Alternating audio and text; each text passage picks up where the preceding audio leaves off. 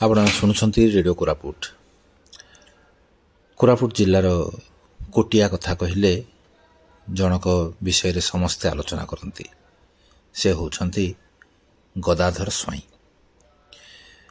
ଯିଏ ଜୀବନର ପ୍ରାୟ 3/4 ସମୟ କାଟିଛନ୍ତି ସେହି ପାହାଡ଼ ଗିରି କନ୍ଦର ମଧ୍ୟରେ, ଲୋକମାନଙ୍କ ମଧ୍ୟରେ, କୋଟିଆର ସମସ୍ୟା ମଧ୍ୟରେ ଏବଂ ସମ୍ଭାବନାର ସ୍ୱପ୍ନ ମଧ୍ୟରେ। ତେବେ ଏଭଳି ସ୍ୱପ୍ନ ଦେଖୁଥିବା ମଣିଷ ଆଜି 73 ବର୍ଷ ବୟସରେ ଇହଲୀଳା ସମ୍ବରଣ କରିଛନ୍ତି। ସେ ପାର୍ଥିବ ଶରୀରରେ ଆଉ ନାହାନ୍ତି ସତ, କିନ୍ତୁ କୋଟିଆବାସୀଙ୍କର ମନରେ, ହୃଦୟରେ ଏବଂ କୋଟିଆକୁ ଭଲ ପାଉଥିବା ଲୋକଙ୍କ ହୃଦୟରେ ନିଶ୍ଚିତ ଭାବରେ ବସା ବାନ୍ଧି ରହିଯାଇଛନ୍ତି। ତେବେ ତାଙ୍କ ବିଷୟରେ ଆଜି ଆମେ ଚର୍ଚ୍ଚା କରିବା ଏବଂ ଏହି ଚର୍ଚ୍ଚା ହିଁ ହେବ ତାଙ୍କ ପ୍ରତି ଆମର ଗଭୀର ଶ୍ରଦ୍ଧାଞ୍ଜଳି। ଚର୍ଚ୍ଚା କରିବା ପାଇଁ ଆମ ପାଖରେ ବର୍ତ୍ତମାନ ରହିଛନ୍ତି କୋରାପୁଟର ପୂର୍ବତନ ଜିଲ୍ଲାପାଳ ଏବଂ କୋଟିଆ ସଂଗଠନର ଆବାହକ ଶ୍ରୀ ଗଦାଧର ପରିଡ଼ା, ଯିଏ ତାଙ୍କୁ ଅନ୍ତରଙ୍ଗ ଭାବରେ ଜାଣିଛନ୍ତି, ତାଙ୍କ ସହିତ ବୁଲିଛନ୍ତି ଏବଂ ତାଙ୍କ ସହିତ ମିଶି ପଟ୍ଟାଙ୍ଗୀରୁ ନେରେଡ଼ିବାଲସା ପର୍ଯ୍ୟନ୍ତ ଯେଉଁ ହେରିଟେଜ୍ ରୋଡ଼ ଅଛି, ସେହି ରୋଡ଼ର ପୁନରୁଦ୍ଧାର କାର୍ଯ୍ୟ ଯେଉଁ ଚାଲିଲା ତାର ପୂର୍ବାଭାସ ସେମାନେ ହିଁ ଦେଇଛନ୍ତି, ଚାଲି ଚାଲି ବୁଲିଛନ୍ତି। ତେଣୁ ଏଭଳି ଏକ ନିଆରା ମଣିଷ ସମ୍ପର୍କରେ ଆମେ କଥାବାର୍ତ୍ତା କରିବା ଶ୍ରୀ ଗଦାଧର ପରିଡ଼ାଙ୍କ ସହିତ। ସାର୍ ନମସ୍କାର, ଆପଣଙ୍କୁ ଆମେ ରେଡ଼ିଓ କୋରାପୁଟକୁ ସ୍ୱାଗତ କରୁଛୁ। ଆଜି ଗଦାଧର ସ୍ୱାଇଁ ନାହାନ୍ତି, ତେବେ ତାଙ୍କ ବିଷୟରେ ଆପଣ କ'ଣ କହିବେ? ନମସ୍କାର। ଗଦାଧର ସ୍ୱାଇଁ କୋଟିଆରେ ରହିଯାଇଛନ୍ତି।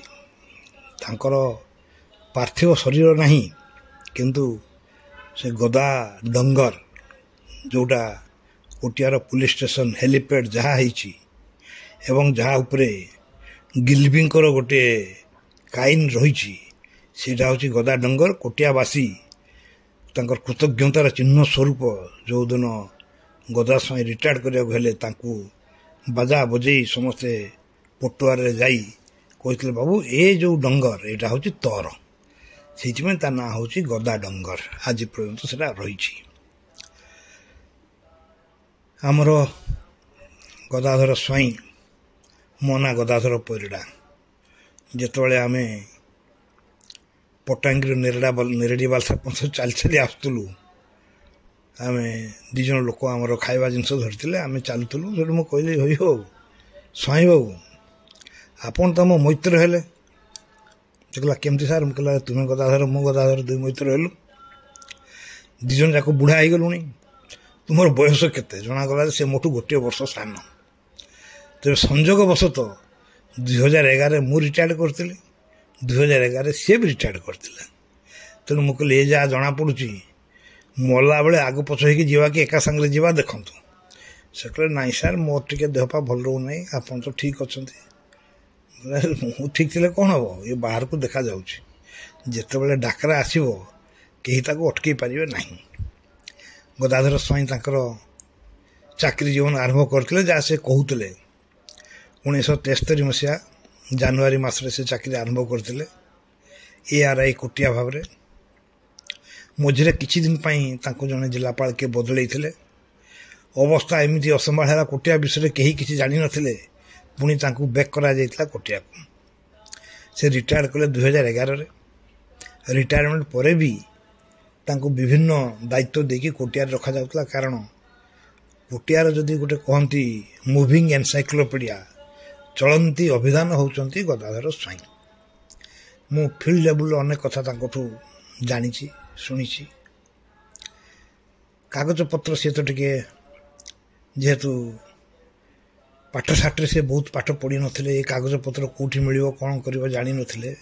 ମୁଁ ସିନା କାଗଜପତ୍ର ଦିଗଟା ଦେଖୁଛି, ଯେଉଁଠି ମୋ ମନରେ ସନ୍ଦେହ ଆସେ, ଏଇଟା କ'ଣ ସେଇଟା କ'ଣ, ମୁଁ ତାଙ୍କୁ ଫୋନ୍ କରେ ଏବଂ ସେ କେବେ ହେଲେ ମୁଁ ତାଙ୍କ ସମୟ ନେଇଯାଉଛି ବୋଲି ଭାବି ନାହାନ୍ତି, ସବୁବେଳେ ରେସ୍ପଣ୍ଡ କରିଛନ୍ତି।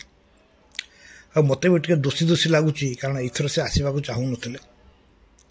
ମୁଁ ହିଁ ତାଙ୍କୁ କହିଲି, ହଇ ସ୍ୱାଇଁ ବାବୁ, ଆର ବର୍ଷକୁ କିଏ ଥିବ କିଏ ଜାଣେ, ଚାଲ କୋଟିଆ ରଥଯାତ୍ରା ଏ ବର୍ଷ କରିଦେବା।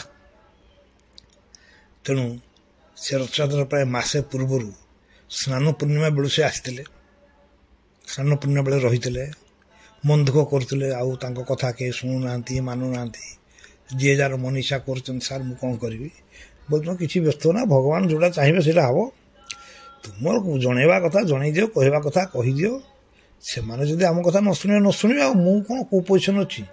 ମୋ କଥା ନ ଶୁଣିଲେ ମୁଁ କାହାର କ'ଣ କରି ପକାଇବି? ସେସବୁ ନୁହେଁ, କିଛି ମନ ଦୁଃଖ କରନ୍ତୁ ନାହିଁ, ଚାଲୁ। ସେ ସମୟରେ ସେ ମୋ ସହିତ ବି କଥାବାର୍ତ୍ତା କରିଥିଲେ ଏବଂ ମୁଁ ତାଙ୍କ ସହିତ କଥାବାର୍ତ୍ତା ହେଇଥିଲି। ସେ ସମୟରେ ସେ କହୁଥିଲେ ଯେ ଏଥର ହେଉଛି ଶେଷ ଥର, ମୁଁ ଆଉ ଆସିପାରୁନାହିଁ, ଶରୀର ମୋତେ ସୁଟ୍ କରୁନାହିଁ, ତେଣୁ ଏଇଥର ରଥଯାତ୍ରା ଦେଖି ଏଇଟା ହେବ ମୋର ଶେଷ ରଥଯାତ୍ରା ବୋଲି କହୁଥିଲେ। ବାସ୍ତବରେ ତାହା ହିଁ ହେଇଗଲା। ସିଏ ହେଉଛି ବିଧି ନିର୍ଦ୍ଦିଷ୍ଟ, କିଏ କେତେବେଳେ ଯିବ ହିସାବ ହେଇକି ଅଛି। ବର୍ତ୍ତମାନ ଗଦାଧର ସ୍ୱାଇଁଙ୍କର ଆମର ଶେଷ କ'ଣ କହିବି ଅନୁସନ୍ଧାନମୂଳକ ପଦକ୍ଷେପ। ଏଇଥର ରହିବା ପାଇଁ ଆମକୁ ଭାରି ସୁବିଧା ହେଇଥିଲା। ବିଡ଼ିଓ ସାହେବ ଦୟାଦ୍ର ହେଇକି ରହିବା ପାଇଁ ବ୍ୟବସ୍ଥା କରିଦେଇଥିଲେ। ଗଦାଧର ସ୍ୱାଇଁଙ୍କୁ ଗୁରୁବାର ଦିନ ମୁଁ ଯାଇଥିଲି, ଯେତେବେଳେ ଶିବ ମନ୍ଦିରରେ ପୂଜା କରିବା କଥା। କୋଟିଆରେ କେଉଁଠି ଶିବ ମନ୍ଦିର ନାହିଁ, ନିୟରେଷ୍ଟ ଶିବ ମନ୍ଦିର କେଉଁଠି? ପଟାଙ୍ଗୀ। ତେଣୁ ମୁଁ ଫୋନ୍ କରି ତାଙ୍କୁ କହିଲି ଆପଣ କେଉଁଥିରେ ଆସିବେ? ନା ସାର୍ ମୁଁ ବସ୍ ଗଲେ ବସ୍ରେ ଯିବି। ମୋର ଆମର ବ୍ୟସ୍ତ ହୁଅନ୍ତୁନି, ମୁଁ ଯାଉଛି କୋଟିଆ, ସାଥିକି ପଳେଇ ଆସିବା। ମୁଁ ଗଲି, ସେଠି ଆମେ ଶିବ ମନ୍ଦିର ପୂଜା ପାଠ କଲୁ। ତାଙ୍କୁ ଯେତେବେଳେ ଘରୁ ଆଣିଲି, ସେ ଆସିଲେ, ଗାଡ଼ିରେ ବସିଗଲେ, କହିଲେ ଟିକେ, କହିଲେ ସାର୍ ମୁଁ ଚଷମାଟା ଭୁଲି ଆସିଲି। ସେଠୁ ତାଙ୍କ ଝିଅକୁ ଡାକି କହିଲି, ସେ ଚଷମା ଆଣିଦେଲେ। ତେଣୁ ତାଙ୍କ ଘର ସହିତ, ତାଙ୍କ ଫ୍ୟାମିଲି ସହିତ ମୋର ବୋଧେ ସେଇଟା ଶେଷ ଦେଖା ତାଙ୍କ ସହିତ। ତାପରେ ଆମେ ଆସିଲୁ। ଆସିଲା ପରେ କୁଟିଆରେ ପହଞ୍ଚିଲା ପରେ ମୁଁ କହିଲି, ହଉ ସ୍ୱାଇଁ ବାବୁ, ମୋତେ ଲାଗୁଛି ଆନ୍ଧ୍ରପ୍ରଦେଶର କୋଟିଆ ଦଖଲର ସବୁଠୁ ବଡ଼ ପ୍ରମାଣ ହେଉଛି ଗିଲବି ରିପୋର୍ଟ।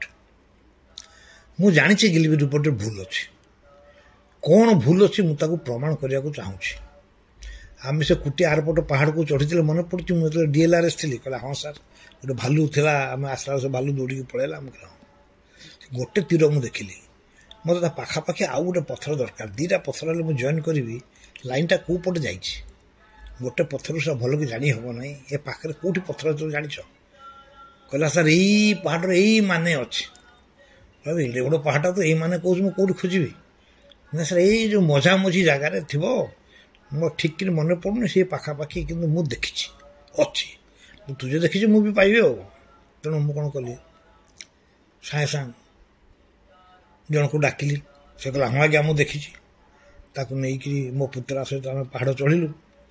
ଗଦା ଡଙ୍ଗର ସେମାନେ ଯେଉଁଠି କହୁଥିଲେ, ଖୋଜି ଖୋଜି ଖୋଜି ଯାଇକି ସୁନା ପାହାଡ଼ ପାଖ ସେ ରାସ୍ତାରେ ପହଞ୍ଚିଗଲୁ। ସେ ପାହାଡ଼ ଆରପଟା ହେଉଛି ସୁନା ପାହାଡ଼। ସେଟା ଖୋଜିକି ପାଇଲୁନି, ସନ୍ଧ୍ୟା ହେଇଗଲା ପଛେ ଆମେ ଖୋଜି ଖୋଜି ପାଇଲୁନି, ଥକା ହେଇକି ପେଟଳ। ତାପରେ ମୁଁ କହିଲି ସ୍ୱାଇଁ ବାବୁ, ଆଉ କିଏ ଦେଖିଥିବା ଲୋକ ଗୋଟେ କୁହ, ଯାହାକୁ ମୁଁ ନେଇକି ଯିବି। ଆଜି ବୁଲି ବୁଲି ଆସିଲି, ଥକା ହେଇଗଲି, ମୁଁ ବୁଢ଼ା ହେଲିଣି, ପାରୁନାହିଁ ଆଉ, ପାଇଲି ନାହିଁ। ମୋତେ କିନ୍ତୁ ଖୋଜିବାକୁ ପଡ଼ିବ। ଗୋଟେ ନହେଲେ ଆମେ ଓଡ଼ିଶା ପାଇଁ ଠିକ୍ ପ୍ରମାଣ ଯୋଗାଡ଼ କରିପାରିବା ନାହିଁ। ସେ କହିଲା ଆଜ୍ଞା ଦେଖନ୍ତୁ, ଯଦି ହେବ ସିଦ୍ଧେଶ୍ୱର ଗେମେଲ ଦେଖିଥିବ। ମୁଁ କହିଲି ହଉ। ସେଠୁ ସିଦ୍ଧେଶ୍ୱର ଗେମେଲକୁ ଫୋନ୍ ଫାନ୍ ଲଗେଇଲି, ଫୋନ୍ ଫାନ୍ ଲାଗିଲାନି। ସେଠୁ ଗାଡ଼ି ଧରିକି ଗଲି ତା ଘରକୁ, ଉପର ଗଞ୍ଜେଇ ପଦାର। ମୁଁ କହିଲି ହଉ ସରପଞ୍ଚ ବାବୁ, ତୁ ଦେଖିଛୁ ସେ ପଥର? ହଁ ଆଜ୍ଞା ଦେଖିଥିଲି, ସେ ପାହାଡ଼ ଉପରେ ଅଛି ଆଜ୍ଞା, ପାଇବା ତ ଟିକେ ଖୋଜିବାକୁ ପଡ଼ିବ ଆଜ୍ଞା। ଭଲ ଠିକ୍ ଅଛି, ମୁଁ ଖୋଜିବାକୁ ରାଜି ଅଛି। କାଲି ତ ମନ୍ତ୍ରୀମାନେ ଆସିବେ, ମୋ ପାଖରେ ଟାଇମ୍ ନାହିଁ। ତୁ ଗୋଟେ କାମ କର, ଭୋର ଭୋର ପଳେଇଆ, ଆମେ ଯିବା। ସେ ଭୋର ଭୋର ଯାଇକି ପହଞ୍ଚିଲା। ମୋ ପୁତୁରା ରେଡ଼ି ହେଇନଥିଲା, ମୋ ମୋବାଇଲ ଚାର୍ଜରେ ବସିଥିଲା। ଡେରି ହେଇଯିବ ବୋଲି ମୁଁ ତା ସହିତ ବାହାରିଗଲି ପାହାଡ଼ ଚଢ଼ିବା ପାଇଁ। ଅଧା ପାହାଡ଼ ହେଇଛି, ଗୋଟେ ସୁନ୍ଦର ଭିଉ ଦେଖିକି ଫଟୋ ଉଠାଇବା ପାଇଁ ପକେଟରେ ହାତ ଲଗାଉ, ମୋବାଇଲ ଫୋନ୍ ନାହିଁ, ମୁଁ ଭୁଲି ଯାଇଛି। ମୁଁ କହିଲି ଆରେ ମୁଁ ତ ଫୋନ୍ ଆଣିଲି ନାହିଁ, ତୋ ଫୋନ୍ ଅଛି କି ନାହିଁ? କହିଲା ହଁ ଆଜ୍ଞା ଅଛି। ଫଟୋ ଉଠୁଛି? କହିଲା ଉଠୁଛି ଯେ ଆଜ୍ଞା ଟିକେ ଭଲ ଉଠୁନାହିଁ। ମୁଁ କହିଲା ଚଳିବ, ପଥରର ଫଟୋ ନେବା, କେଉଁ ଆଉ କାହାର ଫଟୋ ନେଉଛି। ଗଲୁ, ଟିକେ ଖୋଜାଖୋଜି କରିବା ପରେ ମିଳିଗଲା ସେ ପଥର। ଫଟୋ ଉଠେଇକି ତାର ମୁଁ ଆସିଲି, ପୋଷ୍ଟ ବି କରିଥିଲି। ଫେରିଲା ପରେ ଗଦାଧର ସ୍ୱାଇଁ ଯେତେବେଳେ ଆସିଲେ, ମୁଁ ତାଙ୍କୁ କହିଲି, ସେ ମନ୍ତ୍ରୀଙ୍କ ଗହଣ ଭିତରେ ମୁଁ ତାଙ୍କୁ କହିଲି ପାଇଗଲି ସେ ପଥର। ବର୍ତ୍ତମାନ ଗିଲବି ରିପୋର୍ଟ ଯେ ମିଛ ଭୁଲ ତଥ୍ୟ ଉପରେ ରହିଛି, ସେଟା ପ୍ରମାଣ ହେଇଗଲା। ଏଇଟା ଆମେ ଦେବା, ଏଇଟା ସୁପ୍ରିମକୋର୍ଟ ଆମ କାମରେ ଦେବ। ତେବେ ଆମେ ଆଉ ତ ସୁପ୍ରିମକୋର୍ଟ କହିପାରିବ ନା, ଏଇଟା ସରକାରଙ୍କୁ ଦେବା, ସରକାର କହିବେ। ସେ ଅନୁସାରେ ପୋଷ୍ଟିଂ ହେଇଥିଲା। तापर जितेबाला पंचायत ऑफिस रे बसिकी आमर मान्यवर मंत्री माने सांसद माने आमर विधायक मान सब बसते मु मो पुत्र आम ठिया होइतिलु स्कूल बारंडारे रथ भिड़ जड़े खोजी खोजी पुलिस सब पहुँचल आज्ञा आप डाकुंट से मुझे भाविली मुझे जाऊे गदा साई को परिचय करदे हाँ सार मान से बिचरा मोठू बेसी कष्ट सही जीवन में तार गला बेलू भितर सी बस मुझे हाथ हल से ट्रांजेक्शन छाड़ू तेणु मुझे देखली जहाँ हो शेष सी परिचिति पाइले सब मंत्री मैंने जानले सी थे से कष्ट कर मनुष्य जीवन में आम कौन अधिक आशा करवा काली रात राति प्राय 1टा पाखापाखि फोन आसला धरला बेलू से धड़ फोन कर पटाक आज्ञा आप मैत्र चलीगले मुझे कौन हो कड़े गले ना आज्ञा चलीगले आउ कौन कम कौन हार्ट फार्ट प्रोब्लेम था कि हाँ आज्ञा लगुच हार्ट अटैक होगला बोला कौन कर ना आज्ञा आम समस्त लगुच ता पुओ को पचार से मैंने कौन चाहूे गाँव को नवा चाहूे तुम्हें जमी भल पाच गाँव लोक भल पाऊन परिवार लोक भल पाऊन तुम सुविधार कर पचार तापर पुओ पाक फोन कली पुओ कला हाँ सार मुझे बर्तमान खबर पाइली कौन करी सार मुझे नहीं कि गाँव को आस गाँव में आम कर ठीक अच्छे तुम कहीदि कारण पटांगी लोक सब पटुआर आरंभ करने कले मुझे शुणुची एमती से जाइए तेणु ये हूँ आमर गदाधर स्वाईंकर विषय मोर स्वल्प अनुभूति मुझे सब कलेक्टर थी 1995 मसीह से जो आईबीटा अच्छी जगन्नाथ मंदिर पाखे से आरआई ऑफिस आउ गोटे रूम किए गले रे बोली तो कम कर पीडब्ल्यू वाला को बहुत रिक्वेस्ट कलापर से सीलिंग करदे फ्लोर रे टाइल बिछाई देते एवं जाक अच्छी तापर तो कहीं रोना आरआई मैंने भी कहीं रोना लोक मैंने मन दुख कर रेगुलर आरआई कहीं ना कोटियापाई जड़े आरआई को अटैच कराई से सहित यहाँ देखिए यहाँ ठीक होना जी आरआई आसले भी गदाधर स्वाई भाया लोकों सहित मिसी माने जो गाँव को आम जाइचु कोटियार ओडिशार कोटिया ग्रामपुंजर प्रथम भाग में गदा स्वाईंकर केतटा फोटो भी मुझे से गाँ लोक मैंने थटार कहती तू रिटायर्ड कर जाइलु परा फेर कौड़े आसिलु बुढ़ा हो गलुणी चली पार्नु बोली आमको मिछरे कहीदेलु ना नाई रे मुझे रिटायर्ड कर फेर कौड़े आस तो ना आज्ञा सांगे आसी ये हूँ लोकप्रियता जा हो जड़े सरकारी चाकरी रही जड़े सरकारी चाकरिया ता भी तल स्तर सरकारी चाकरिया जड़े लोकंर एत दूर आस्था भाजन हो पार विश्वास भाजन हो पार सेटा हूँ गदा स्वाई जीवन समस्ते शिखा दरकार सिनसीयरली जदि लोक सेवा कर लोक काम कर लोक निश्चय प्रतिदान देवे आमर जमी बीएमसी भुवनेश्वर ऑफिस रे एडिशनल कमिशनर को घोषाड़ी नहीं लोक बाड़े सिक्यूरीटी थिले स्टाफ थिले कौन कहीं जड़े प्रति सहानुभूतिशील नाला कहीं जन अटकवा साहस कले ना यहाँ हूँ आम जिते निश मुड़े कौन हम लोकों हृदय जय कर कला भगवान कहारी को दे था भितर आमर गदाधर स्वाई होती जड़े धन्यवाद सर आज मन पकई निश्चित भाव में पाखे आम गभीर श्रद्धांजलि ज्ञापन करें आशा करुचे जो स्वप्न रही